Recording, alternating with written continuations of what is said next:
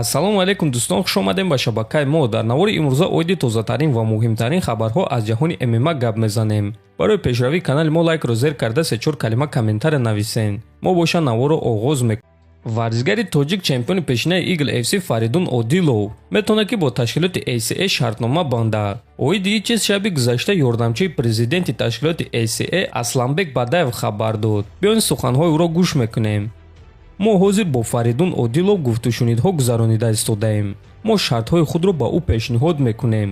ҳозир ӯ шартҳои моро интизор аст ва агар ки ӯ розӣ шава, пас метавонад ки баромад кунад.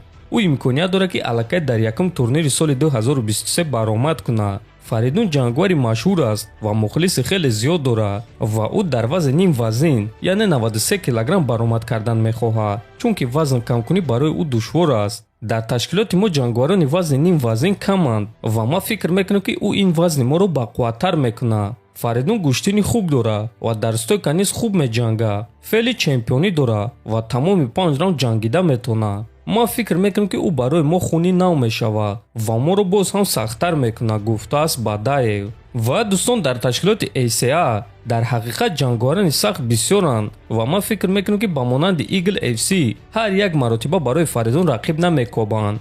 барои ҳамин дӯстон интизор мешавем ва мебинем ки онҳо маслиҳат карда метавонанд ё не.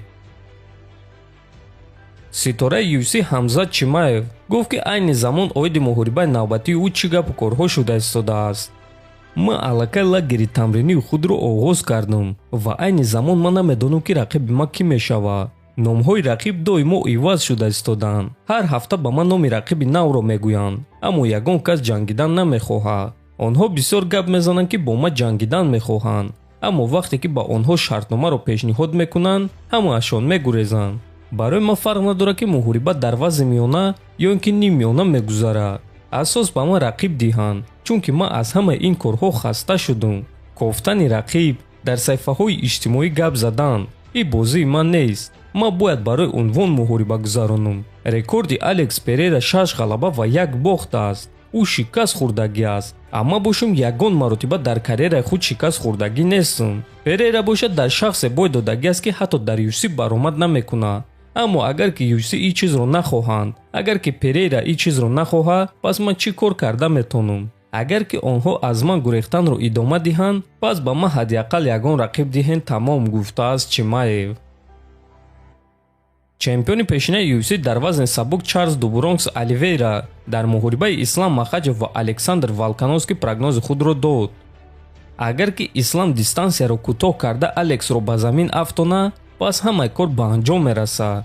аммо Волконовский худро аз текдаунҳо хуб ҳимоя мекунад ва ӯ хуб зарба зада метавонад. агар ки Алекс дар пойҳои худ истода тавонад доимо дар ҳаракат бошад ва аз дистансия дур кор карда зарба зана, пас ӯ Исламро ҳайрон карда метавонад. барои ҳамин савол дар он аст ки кадоме аз онҳо нақшаи худро амалӣ гардонда метавонад ва ман фикр мекунам ки дар ин кор Ислам муваффақтар шуда ғалаба ба даст меорад, гуфтааст Оливейра.